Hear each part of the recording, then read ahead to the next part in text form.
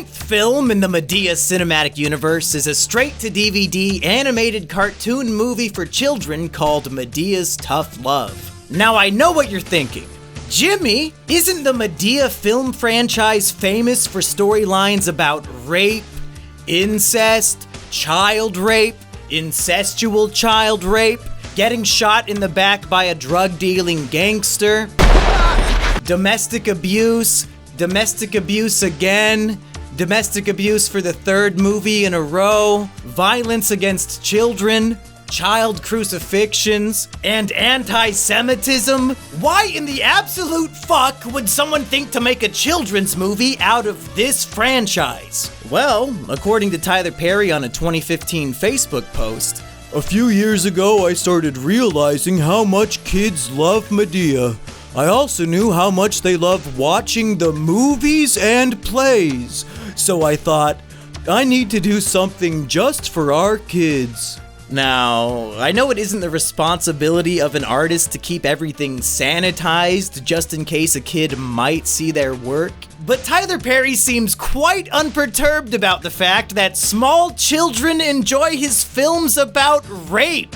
But it's whatever. I grew up watching Madea movies, and I'm a perfectly well-balanced and entirely undisturbed individual. Am I right, folks? The real question is, can the Madea we know and love survive the transitions to both the world of animation and the sanitized world of children's media? Let's take a look, starting with some cartoon hijinks.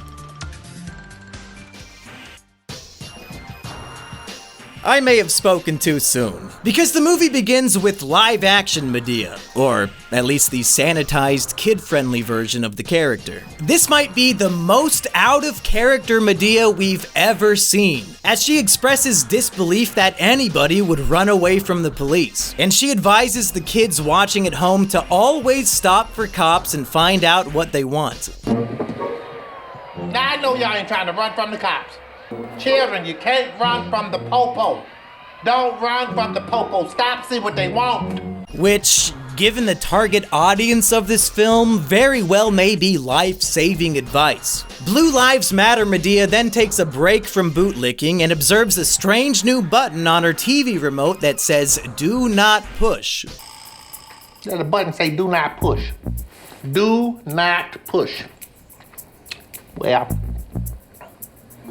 I think I should push it. So she pushes the button and the world around her turns into a cartoon. And this is when the Madea character assassination goes into overdrive. Instead of beating children, we see Madea playing catch with them. A friendly dog runs beside the car, so Madea pulls a giant bone out of her purse to feed him. An elderly woman tries jaywalking through oncoming traffic, so Madea pulls over and helps her cross. I'm pretty sure we've seen more Madea good deeds in these opening 2 minutes than the entirety of the other movies combined. But it's not enough that Madea is a goody two-shoes. Evidently, everybody else needs to be as well, because she then chastises 2 children for not helping the old lady walk into oncoming traffic. And when they rightfully tell her to fuck all the way off, she pursues one of them in an epic skateboard chase that defies every known law of physics. The skateboards are going faster than trucks, even though the riders aren't pushing. Madea helicopters her purse above her head to glide like fucking Tails from Sonic. She steals a Jewish homeless man's shopping cart and starts surfing it down the street. She's causing traffic accidents and destroying black small businesses. At some point, you've got to wonder if the ends justify the means in terms of educating this child about proper street etiquette. Madea captures the children and holds them prisoner under the stolen shopping cart. And this entire opening sequence begs the question, is this what Tyler Perry thinks kids want to see? Fucking hall monitor Madea worshipping the police and chastising children for quite literally doing nothing? Thankfully, when the police do arrive, instead of punishing the children, they arrest Madea. Yeah, bitch, how's all that bootlicking serving you now? This is when the actual plot of the movie begins. For her crimes against humanity, Madea must serve community service in the form of helping underprivileged children at the local youth center. And wouldn't you know it, the 2 skateboarding kids she harassed just so happened to be homeless orphans who live there. And also Madea is given an ankle monitor, but this is a sci-fi cartoon device that is impervious to chainsaws and physically forces her to fulfill her obligation, which of course leads to more physics-defying stunts. Oh, this ain't good. Oh, I'm possessed! Madea enters the youth center against her will, and the underprivileged orphans immediately yell, "Old lady, attack!" And then they try to kill her with a metal spear. That old lady, attack! I have died and gone straight to hell. Then the little white girl crushes a cinder block between her hands, so Madea throws a table at her. It's not very effective. Luckily, Madea has an expandable bird cage in her purse, and after throwing said purse like a boomerang, she manages to trap the children in the cage. We are 10 minutes in, and Madea has forced children into cages twice. What is this? Barack Obama's second term in office? The kids decidedly dislike Madea, but when she realizes the two skateboard kids from earlier are homeless, she kidnaps them so they can sleep in her attic. Now I know what you're thinking. Jimmy, who gives a shit about these orphans? I want Joe! Where's Joe? Well, thankfully, after his painful absence in the previous film, we are blessed with Cartoon Joe in all his glory. And his entire purpose in the film is to be the victim of terrifying cartoon violence that would kill a man in real life. After he mocks Madea's bad cooking, she shoulder checks the wall, which creates a crack to the ceiling that breaks apart and smashes onto Joe's head. As if that weren't brutal enough, she then slams down on a floor panel, which catapults Joe into the ceiling! Jesus! And then later on, she calls Joe an idiot and smacks a cane over his head so hard that it snaps in half. Poor Joe, but excellent hijinks. And now you're probably wondering what the actual plot of this children's cartoon is. Well, basically, it's about the corrosive interplay between political ambitions and private sector interests, where personal gains often overshadow public good. And the shallow manipulation of a politician offering an endless flow of free benefits solely to secure the support of a naive and uninformed electorate, prioritizing short-term political gain over sustainable governance. And yes, I'm being serious. There's this bitchy businesswoman named Kamala who is running for mayor, and everybody loves her because she's offering lots of free stuff. If elected, Kamala plans to destroy the youth center to build a shopping district in its place. And since she keeps promising free shit for everybody, her victory seems imminent. Madea decides she needs to confront Kamala face to face, woman to woman. So she jumps off a building, shoots a plunger attached to a rope into Kamala's business headquarters, parachutes down, shimmies to the ledge, uses her lipstick to carve a Madea-shaped hole in the window, and interrupts their business meeting. Basically, it's all gonna come down to something called the Youth Games. It's pretty much a bunch of field day activities, and the winning team gets $25,000. So if Madea and the orphans can defeat Kamala's team of robotic children, they can use the money to save the youth center. We are essentially one bikini car wash away from being the most generic 80s movie of all time.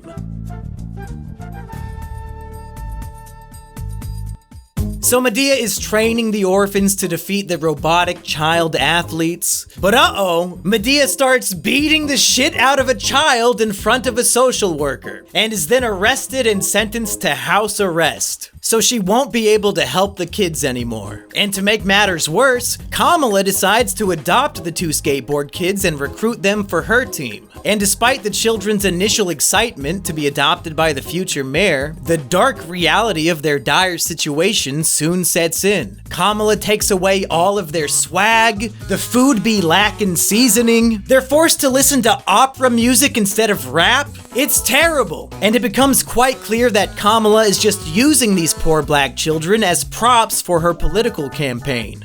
Madea is desperate to attend the youth games to support the orphans, but her sci-fi ankle monitor keeps pulling her back home. So, she grabs an ice cream truck and her entire body stretches out like she just ate the gum-gum fruit. And somehow, through sheer willpower or perhaps the unlocking of armament hockey, Madea exerts herself so hard that the device explodes.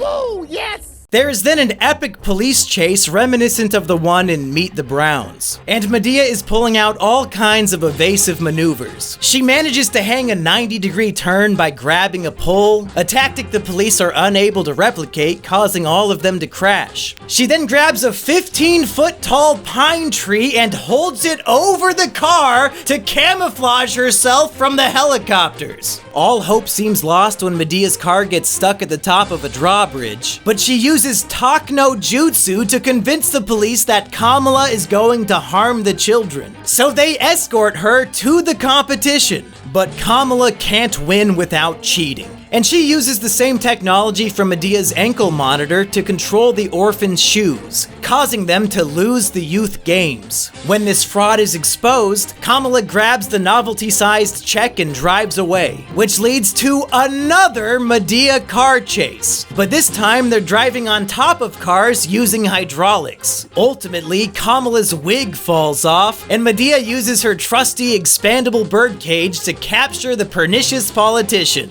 Hooray! The youth center is saved! Now the orphans can go back to... being orphans. But at least Kamala is forced to work as a community service janitor, and Madea harasses her by throwing chips on the floor. Good morning, Madea, everyone. Well, don't you seem surprisingly cheery for a woman who lost everything? Oops, excuse me. Oops, excuse me.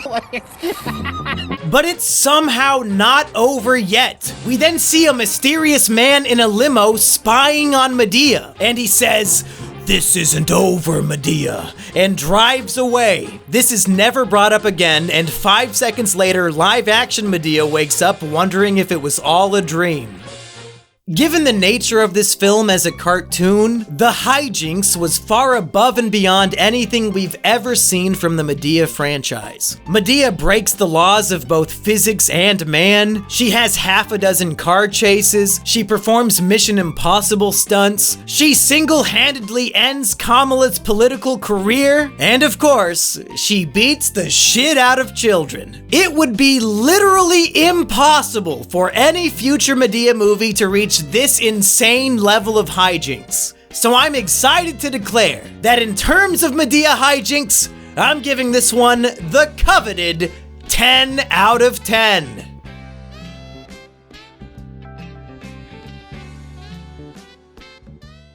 The only benefit of me owning this piece of shit on DVD is that it came with some cool behind-the-scenes special features, which gives us an unprecedented look at Tyler Perry performing the Madea character without the costume and makeup, and I thought that was pretty neat. A behind-the-scenes look, Madea style. Now, one of you lazy punks could have helped her. She's not my problem. Little girl, this is your neighborhood, and y'all been running up and down like y'all don't care about nothing. I have held her back for as long as I could. What you need is a good old spanking from back in the day. Now, come here. Come here, girl. No, you right. I'm so sorry. I'm so sorry, Karen. And officer, I'm so sorry. Listen, y'all know where that judge lives. I just want to run over and thank him for setting me on the right path and finding the light, you know. Yes. I want to give him a nice hug, a real tight hug. And of course, he's also the voice of Uncle Joe. I don't really know how to properly score the Madea performance here, since it was just voiceover and therefore less work than giving a full physical performance. But Tyler Perry's voice work was good here, so fuck it, 5 out of 10, I guess. I'm not gonna bother criticizing the artwork or animation because I don't really care about that stuff. I'm more interested in the characters and story. And it would appear that I'm a better Madea lore expert than Tyler Perry himself, because we've got a classic blunder. We see a flashback to Madea in elementary school where she throws a bully through a brick wall. But am I the only one who sees the problem with this image? As you may recall, during a Madea Christmas, Madea reveals that in kindergarten she was 6 feet tall and had giant tits. And we know this is true because in Madea Goes to Jail, we see a mugshot of her as a child. So why in the ever-loving fuck is cartoon child Madea a normal size when this is one of the few bits of lore that actually works better in cartoon form? What the fuck were they thinking? The lack of imagination and creativity in this film is almost admirable. For instance, the names chosen for the orphan characters. The Asian tech genius is of course named Yoshi. This little nugget of a person is named Dang Dang. And as for the wheelchair kid, well, it goes without saying. I mean it. I'm dead fucking serious. You watching this video at home already know what this motherfucker in the wheelchair is named. Even if you think you don't know, I promise you, you know. You know what Tyler Perry named this paraplegic orphan in a wheelchair. You know. It's Wheels. Of course it's fucking Wheels. It's bad. The movie is just straight up bad. I was gonna watch it a second time for the sake of this review, but I couldn't bring myself to do it. I cannot imagine a child actually enjoying this shit. Pretty much everything other than the hijinks was lazy, generic, and insufferable. So in terms of overall movie quality, I'm giving this one a 3 out of 10, giving it a final score of 18 out of 30, landing it in 5th place on our list. Medea's tough love, more like a tough movie to love.